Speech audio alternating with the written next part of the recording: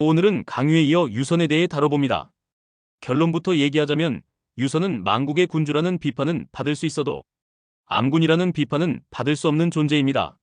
그냥 모든 면에서 유비의 하위 호환 정도라고 보시면 됩니다.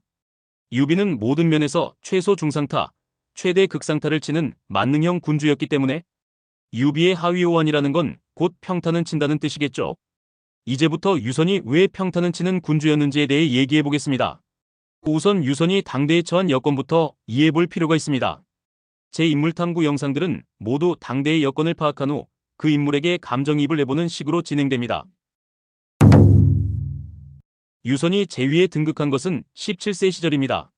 당대 기준으로 보면 성년의 반열에 들 수는 있지만 그래도 어린 나이인 것은 변함없습니다. 유선의 가정사를 살펴보면 상당히 기구한데 우선 어머니인 간부인이 210년경에 죽은 걸로 추정이 됩니다. 근데 유선이 207년생이에요. 서너 살 때 어머니가 죽었으니까 유선은 사실상 어머니의 보살핌 없이 자랐습니다. 그렇다고 아버지가 자신에게 어머니의 빈자리를 대체할 정도로 사랑을 주었는가? 오히려 정반대죠. 아버지는 자기를 버렸던 사람입니다. 좋은 삼촌이 구해주지 않았으면 유선은 자기가 태어난지도 모른 채로 비명행사했습니다. 물론 제가 그동안의 영상에서 말씀드렸듯이 유비는 애초에 친족을 등한시하는 묵협이 윤리관을 지니고 살아가던 인물이기 때문에 마냥 유비를 나쁜 아버지라고 매도하기는 어렵습니다.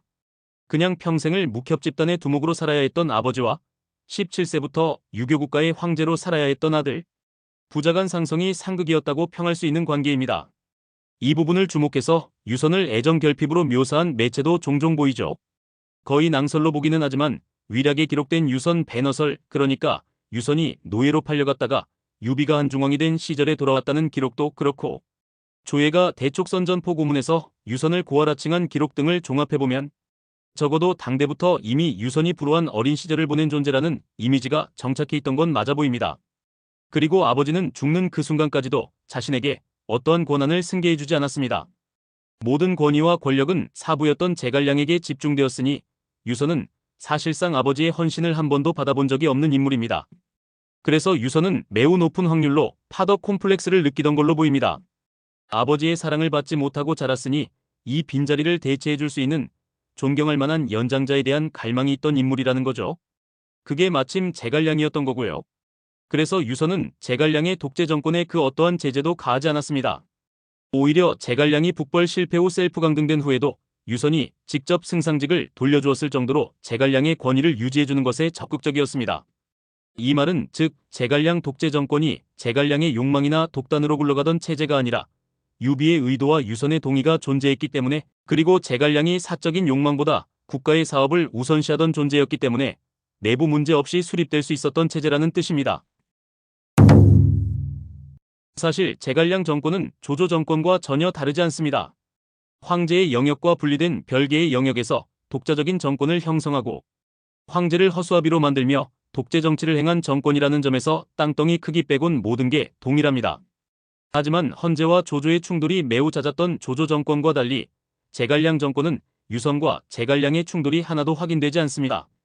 이 부분은 유선과 제갈량의 인간적인 유대감이 끈끈했던 이유도 있고 유선이 파더 콤플렉스를 제갈량에게 투영하고 있던 이유도 있겠지만 가장 근본적인 이유는 국가의 위기 상황에서 황권과 신권의 대립이 발생해선 안 된다는 자각을 했기 때문으로 보입니다. 유선은 헌제처럼 섭정에게 분노를 표출한 적도 없고 섭정을 암살하려는 시도를 한 적도 없습니다. 황권과 신권의 대립은 지극히 일상적인 현상이며 섭정의 독재 정권은 황제 입장에선 좋게 볼 이유가 단 하나도 없는 체제입니다. 그런데도 유선은 이 금기를 조금도 깨지 않고 아무런 반항도 하지 않았으며 제갈량이 죽는 그 순간까지 계속 유지해줍니다. 이 모든 걸 단지 유선과 제갈량의 사적인 정 때문이라고만 보기에는 너무 단순한 해석이라는 생각을 감출 수가 없는 거죠. 명백하게 유선이 좀 더 큰 이유를 위해 합의를 해주고 있던 거라고 보는 게 맞습니다. 그리고 이렇게까지 모든 걸 용인해줄 수 있는 대상은 철저하게 파더 콤플렉스가 투영되던 제갈량에 국한되었을 뿐이기에 제갈량 정권의 후신을 자처한 장원과 비이 정권으로부터는 야금야금 권력과 권위를 되찾아오기 시작했죠. 실제로 유선은 제갈량 사후 한중의 책임자로 거기장군 오이를 파견하는데 오이가 바로 목황후의 오빠, 즉 황실의 외척입니다. 유비편에서 언급했듯이 외척과 환관은 황제의 대리자들로서 대놓고 세속적인 권력 다툼을 할 수 없었던 황제를 대신해 신권 정치로부터 헤게모니를 되찾아오는 역할이었습니다. 즉 유선이 오이를 한중에 파견한 것은 제갈량 사후 바로 이섭정들의 영역이었던 한중을 장악하려던 시도로 볼 수 있습니다. 하지만 오이가 제갈량 사후 3년 만인 237년에 죽습니다. 유선의 1차 한중정부 장악 시도가 수포로 돌아간 거죠. 그래서 결국 다른 대안이 없었던 유선은 장원에게 다시 한번 한중에 정부를 수립할 것을 승인해주면서 전국의 공백을 막으려 했습니다. 이것도 유선이 국가의 위기 상황에서 합의를 해준 거라고 볼 수 있습니다. 유선은 제갈량이 아닌 인물이 이끄는 섭정 독재 정권을 그닥 탐탁치 않게 생각했으면서도 국가를 위해서 이를 합의와 용인의 대상으로 여길 수 있는 융통성을 지닌 존재였습니다. 하지만 그럼에도 장원 정권에게는 승상직을 허락하지 않고 비 정권에게는 대사마직을 허락하지 않으면서 점점 섭정들이 도달할 수 있는 최고직을 낮춰갔습니다. 이 부분에서 우리는 유선의 정치 감각이 얼마나 절묘했는지 알 수 있습니다.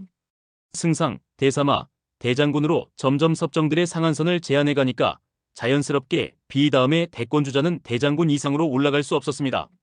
실제로 비 다음으로 군부를 장악했던 강유는 진짜로 대장군 이상으로 올라가지 못했고 비 다음으로 유선의 푸시하에 정부의 1인자가 된 진지는 상서령, 그것도 수상서령에 머물렀습니다. 신권 정치의 고점이 유선의 의도대로 명백하게 우하향을 그리고 있었다고 볼 수 있는 겁니다. 이 말은 곧 유선이 섭정의 영역인 한중에서 황제의 영역인 성도로 권력과 헤게모니를 조금씩 환원시키려는 시도를 계속해서 진행하고 있었다는 뜻이죠. 실제로 유선은 제갈량 사후부터 황제만이 내릴 수 있는 대사멸령을 내리는 빈도가 많아졌고 위락에선 아예 유선이 장원 사후부터 국사를 관장했었다는 언급이 있습니다. 유선이 조금씩 권력과 권위를 되찾아오는 밑작업이 해를 거듭하면서 성과를 내고 있었다는 뜻이죠. 그리고 여기에 비암살 사건이라는 대형 사고가 터지면서 유선은 자이든 타이든 존버 30년 만에 잭팟을 맞이하게 됩니다. 이번엔 자신이 믿고 아끼던 진지와 더불어 환관 세력의 수장인 황후까지 덧붙여서 완전한 황제 친위 정권을 수립하려 했습니다. 하지만 웬 미친놈 하나가 이 스무스한 정권교체 흐름에 폭탄을 떨고 버립니다. 대장군 비위에 이은 군부 2인자였던 위장군 강유는 비위가 죽은 직후 곧바로 북벌을 개시합니다. 비위가 죽은 것이 253년 봄, 강유의 출병이 253년 여름이니까 전쟁을 일으킬 때 드는 비용과 시간을 생각하면 사실상 비위가 죽자마자 거의 동시에 북벌에 착수했다는 이야기가 됩니다. 이는 명백하게 섭정 독재 정권에 편중되었던 권력이 완전히 황제에게로 환원되는 정권교체 흐름을 파괴하고 독단적으로 군부를 수립해버린 강유의 반동이었습니다. 이 때문에 촉하는 정부는 성도에, 군부는 한중에 존재하는 기형적인 체제가 되었고 유선은 권력을 절반밖에 되찾지 못한 꼴이 되었습니다. 사실 말이 절반이지 통치권보다 군사권이 더 강한 건 누구나 다 알죠. 거기다 강유는 제갈량 장원 비위 셋과 달리 통치와 내정에는 일체 관심이 없고 오로지 북벌에만 목숨을 거는 광기를 보이던 인물이었기 때문에 도저히 통제가 되지 않았습니다. 유선은 30년 동안 제위를 지키면서 어떤 상황이 위험한 상황인지 어떤 상황이 안전한 상황인지 명백하게 판단할 수 있었죠. 그래서 유선이 내린 판단은 또다시 합의였습니다. 강유는 제갈량에게 투항한 이래 20년이 넘는 세월 동안 한중의 주력 북벌군들과 끈끈한 전우회를 쌓은 지휘관입니다. 이런 상황에서 군사권을 틀어쥐고 있는 강유를 자극하는 건 상책이 아닙니다. 차라리 강유의 한중 군부를 존중해주면서 강유가 딴 마음을 품지 않게 하는 길을 택한 것으로 보입니다.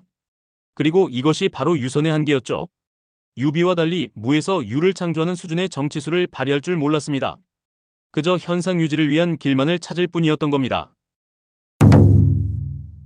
하지만 점점 더 통제가 안 되고 국력에 막대한 피해를 초래하는 광견 강유를 더 이상은 두고 볼 수가 없었습니다. 유선은 강유를 자극해선 안 된다고 생각하면서도 내부에서 빗발치는 강유에 대한 비판 여론을 마냥 무시할 수도 없었죠. 이런 상황에서 벌어진 유선과 강유의 기싸움 기록이 바로 선대 무장들의 시호 선정 사건입니다. 260년 촉한에선 굉장히 뜬금없이 관우장비 마초 황충 방통 5인의 선대 무장들의 시호를 선정합니다. 이게 너무 뜬금없는 이슈였는데 정황을 따져보면 강유의 주도가 거의 기정사실로 보입니다. 일단 이 시호 선정 이슈가 어떤 의미를 지니냐면 관우장비 마초 황충 방통은 모두 촉한에서 가장 급이 높았던 상장들이거나 영토학장에 공이 큰 인물들입니다. 즉 촉한의 전성기와 팽창기를 상징하던 인물들이에요. 강유는 자기랑 아무 연관도 없는데도 이 촉한의 팽창기를 상징하던 인물들에게 시호를 선정하고 이들의 업적을 기리면서 이 팽창 행보를 유지해야 한다는 메시지를 통해 촉한의 관원들에게 북벌의 뽕과 당위성을 주입하려는 시도를 했던 겁니다. 그리고 이는 북벌의 총책임자이자 군사권자인 자신의 정치적 영향력을 강화시킬 수 있는 방법이기도 했죠. 강유가 던진 정치적 승부수였던 겁니다. 하지만 유선은 강유의 이 너무 뻔하디 뻔한 의도를 눈치채고 있었습니다. 그래서 유선은 굉장히 노골적으로 강유의 승부수를 저지합니다. 바로 이 5인의 무장 중 필두인 관우의 시호에 악시를 섞어버린 겁니다. 나머지 4인은 전부 선시를 받거든요. 장비는 환우, 마초는 위후, 황충은 강우, 방통은 정우를 받았는데 각각 굳셀환, 위험이, 굳셀강, 편안할 정자입니다. 10업 따라 해석해도 다 좋은 뜻들이에요. 근데 관우는 장무우라는 시호를 받습니다. 이 중 유일하게 2가지 글자를 붙였는데 여기서 장은 대체로 전사한 장수한테 주는 시호라 선시라고 볼 수 있지만 무는 명성과 실제가 부합하지 않은 거품들, 물로켓들에게 주는 악시입니다. 즉 관우 혼자 이런 애매한 2글자짜리 시호를 받은 것은 다분히 정치적인 의도가 숨어 있습니다. 관우가 누구입니까? 북벌을 나갔다가 국가에 거대한 피해를 초래한 인물입니다. 관우가 우금을 잡고 방덕을 죽이고 조인을 포위했다. 이런 건 후대 촉한 사람들한테는 중요한 게 아닙니다. 과정이 어찌됐건 관우는 국가의 영토의 절반을 날려먹은 인물이며 유선은 이러한 관우에게 악시를 섞어줌으로써 똑같이 북벌에 미쳐있는 강유를 저격한 겁니다. 거기다 관우가 북벌 나갔다가 패망한 건 팩트이기 때문에 반박할 수도 없었죠. 이걸 관우를 가지고 자기를 저격하니까 강유의 정치적 승부수는 완벽하게 실패해버린 겁니다. 그리고 유선은 여기서 아예 강유의 기세를 꺾기 위해 추가타를 준비합니다. 바로 다음 해인 261년에 유일하게 시호를 받지 못했던 조은을 소환한 겁니다. 아시다시피 관우, 장비, 마초, 황충, 방통이 창의자, 파괴자 포지션들이라면 조은은 방패이자 수호자 포지션이었습니다. 강유가 가져온 오인과 정반대로 촉한의 팽창성과 공격성을 대표하는 인물이 아니라 촉한의 안정성을 대표하는 인물입니다. 그리고 이릉대전조차도 면전에서 막고자 했던 촉한 반전주의의 상징입니다. 유선은 조은을 충순한 인물이라 칭하며 이에 맞는 시호를 선정하라는 명령을 내립니다. 충순, 즉 충성스럽고 순한 인물, 되도 않는 팽창과 공격이 아니라 안정을 도모한 인물의 시호를 선정하는 안건을 꺼내들면서 강유의 북벌 고취 여론 형성 시도를 뒤엎으려 한 겁니다. 그리고 강유는 여기서 결국 무리수를 두고 말아요. 조은의 시호로 순평우를 선정해왔는데 원래 시법대로라면 순은 성품이 자비롭고 백성들에게 온화한 인물, 평은 공명정대한 인물에게 주는 시호입니다. 그런데 강유가 유선에게 이런 말을 덧붙여요. 집사유반을 평이라 하며 극정어란을 평이라 하니 조은의 시호로는 순평우가 마땅합니다. 여기서 집사유반은 일을 맡아서 행함에 짜임새가 있다는 뜻이라 공명정대한 인물들에게 주는 본래의 의도와 부합합니다. 그런데 문제는 극정어란이에요. 이건 재앙과 환란을 능히 평정한다는 의미입니다. 즉 평이 아니라 무에 해당하는 시법입니다. 완전히 다른 뜻인데 이걸 강유가 어거지로 갖다 붙이면서 끝까지 자기 뜻을 안 굽히고 반항한 겁니다. 촉한의 안정성과 반전주의의 상징, 수호자의 대표격 인물인 조은에게 어거지로 무슨 정복자 프레임을 갖다 붙이면서 대놓고 개긴 건데 이 시호 선정 이슈에서 정치적 패배를 겪은 강유는 더더욱 노골적인 반항을 하면서 유선과의 기싸움을 지속하게 됩니다. 이게 바로 그 다음 해에 터진 황후 살해주청 사건입니다. 강유 영상에서 말씀드렸듯이 황후는 간신이 아닙니다. 유선의 오더를 벗어나는 행동은 할 수 없는 유선의 대리자입니다. 황후의 전행이라고 해봤자 자기한테 계기는 사대부 몇 명 좌천시킨 것 말고는 딱히 뭐가 없어요. 뇌물 받아먹고 강유가 위나라에 항복하려 한다는 가짜뉴스 퍼뜨리고 이런 거 다 연희에만 나오거든요. 원래 황권은 황권 정치의 고기방패이기 때문에 신권 정치를 주도하는 사대부들의 샌드백이었습니다. 그래서 사서에 환관들이 좋게 기록된 케이스 자체가 많이 없죠. 사서는 사대부들의 전용이니까요. 사서에 환관들이 빌런처럼 기록되어 있는 경우들은 거의 전부 사대부들의 억가 프로파간다라고 봐도 됩니다. 십상시 같은 논외급 지뢰들이 아닌 이상 말이죠. 어쨌든 오히려 황후는 유선에 충실한 고기방패로서 유선의 황권정치 복원을 도운 공로자였지 간신이라고는 볼 수 없는 인물입니다. 그런데 이런 황후를 강유가 그냥 다짜고짜 찾아가서 죽여버리라고 한 겁니다. 연이은 북벌의 실패로 한중군부조차도 자신의 편이 아니게 되니까 궁지에 몰린 강유가 자신의 정치적 영향력을 위해 선을 넘어버린 사건입니다. 유선이 이 미친 소리를 들어줄 이유가 있나요? 그럼에도 유선은 끝까지 강유를 자극하지 않기 위해 오히려 황호더러 강유가 너 때문에 화난 것 같으니까 사과를 하라고 지시합니다. 사실상 군사권자의 노골적인 하극상을 유선이 유연한 정치적 대처로 수습한 사건입니다. 강유는 이 마지막 승부수까지 실패하면서 정치적 영향력이 완전히 사멸하고 다시는 성도로 돌아가지 않습니다. 탑중으로 가출해서 독자군벌이 되었죠. 그리고 이게 또다시 유선의 한계를 증명하는 사건이라고 봅니다. 계속 반복되는 유선의 행적을 보면 유선은 하이리스크 하이리턴 전략을 한 번도 시도하지 않습니다. 모든 섭정들과 합의를 시도했고 강유 같은 노골적인 반항아와도 전국이 뒤집어지는 것을 염려하여 계속 미온적이고 안정적인 합의만 도출했습니다. 안 되는 건 안 되는 거라고 결단력 있게 끊어버릴 수 있는 카리스마가 없던 거죠. 이 때문에 40년간 내란이 일어나지 않으면서 황권 정치를 수립하는 정도의 정치적 역량은 있었지만 그 이상으로 나아가진 못했습니다. 유선이 암군은 아니지만 그렇다고 평타 이상의 군주로 평가받을 수도 없는 이유입니다. 강유를 확실하게 제어할 수 있는 정치수를 발휘할 수 있었다면 강유가 가출해버리면서 한중이 유기되어버리는 일도 없었을 테죠. 이렇게 한중이 유기되면서 강유가 바꿔놓은 선 오픈 후 포위협공 잣개는 이걸 가동시킬 총사령관이 가출해버렸다가 그대로 답중에서 포위당한 탓에 허무하게 작동되지 않습니다. 종회의 본대는 한중을 거의 무혈로 점령했고 유선은 느리지 않게 대처를 했음에도 기어코 등해군이 성도에까지 들이닥치는 상황을 맞이했습니다. 결국 유선이 촉한 멸망의 책임을 져야 하는 부분은 강유를 제대로 통제하지 못한 것에 있습니다.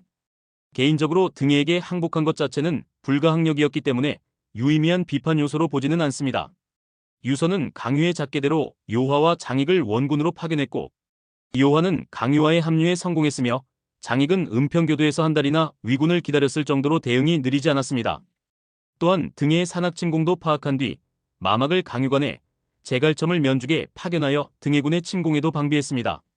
하지만 이들의 기량이 너무나 떨어졌고 제갈첨은 위장군으로서 황제 친위군을 인솔하여 수비에 임했다가 괴멸당했기 때문에 등해가 면죽을 돌파한 직후 성도에 남은 병력은 최소한의 수비대 정도였던 것으로 보는 게 적절합니다. 애초에 대부분의 주력 군대는 강유의 손에 있었고 성도의 병력이 등해군을 상대할 수 있을 정도로 많았으면 왜 유심을 제외한 모든 관원들이 오나라로 망명하자느니 남중으로 피난 가자느니 이런 말을 했을까요? 당시 당사자들이 봤을 때 방비하기에 어림도 없는 병력밖에 없었다는 의미입니다. 심지어 항전을 주장한 유심조차도 싸워 이기자가 아니라 싸우다 죽자의 뉘앙스였던 걸 보면 누가 봐도 승산이 없었다는 의미가 되죠. 즉 유선의 항복은 어쩔 수 없었다고 보는 것이 맞아 보입니다. 애초에 수도가 적군에게 노출된 상황이면 병력이 많아도 교전을 하기가 굉장히 부담스럽습니다. 수도 인프라에 피해가 발생하는 건 보통 문제가 아니거든요. 그래서 항복 그 자체를 문제로 삼는 것은 그닥 유의미한 비판은 아닌 것 같습니다. 문제는 항복을 하게 만들어버린 원흉에 대해 따져야 하는데 이 부분은 답중 가출로 변경된 한중잣개를 가동시키지 못해 위군에게 한중을 무혈로 갖다 바친 강유의 책임이 가장 크고 제대로 전투를 수행하지 못해 모든 거점들을 상실하고 수도를 노출시킨 마막과 제갈첨의 책임이 그 다음이며 지휘관 판단에 실패하고 곽익의 남중군 동원 요청을 거부하여 병력 부족 상황을 초래한 유선의 책임이 마지막이라고 봅니다. 근데 사실 제갈첨 기용 실패로 까는 것도 좀 엇가인 게 사실상 정군을 강유가 장악한 당시에 유선이 차출할 수 있는 병력은 수도에 있는 황제의 중군이 전부였다고 봐야 합니다. 그리고 이걸 지휘하는 건 위장군이거든요. 이조차도 선택의 여지가 없었다는 뜻이 되겠죠. 물론 마막을 선택한 건 뭐라 할 말이 없긴 합니다. 전쟁 자체를 처음 경험해보니 인사기용 자체가 미숙했던 것은 맞아 보입니다. 하지만 이 모든 상황과 여건들을 종합해봤을 때 촉한 멸망전 당시 유선이 보인 전쟁 수행 능력이 그렇게까지 까일 정도는 아닌 것 같아요. 나름 정석적이고 무난한 대응을 한 편입니다. 물론 곽익의 남중군 동원 요청을 거부한 것은 그의 실책이 맞긴 하지만 이게 유선이 수행한 첫 전쟁이라고 생각하면 그래도 최소한의 점수는 줄 수 있습니다. 결국 포텐셜 자체가 없지는 않았다고 봅니다. 전쟁을 더 경험해 볼 수 있었다면 이보다 성장할 여지 자체는 있었을 것 같아요. 유비도 군사 커리어 초기에는 개박살나기 일쑤였으니까요. 전쟁 능력도 정치 능력도 모든 면에서 유비의 하위 요원 정도에 해당하던 군주였다는 주장의 근거는 될 수 있어 보입니다.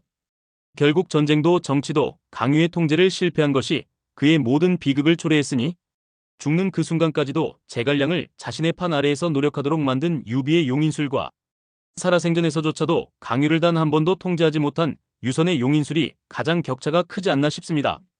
결론적으로 유선은 정치에서는 섭정 독재 정권과 아무 마찰도 일으키지 않고 대국을 위한 공존에 합의했으며 이후엔 능숙한 조율 능력과 권력 환원 시도를 통해 황권 정치를 어느 정도 정착시키는 등 상당히 괜찮은 정치수를 보여준 군주입니다. 또한 전쟁에서는 망국을 막지 못했고 인사기용에도 실패가 있었지만 전쟁 대응 자체는 나름 정석적으로 수행해서 인생 첫 전쟁임을 감안하면 마냥 내려칠 수는 없다고 봅니다. 유선의 실패는 사실상 모두 강유의 통제 실패로 귀결되며 이것이 유선의 한계이자 촉한의 한계였습니다.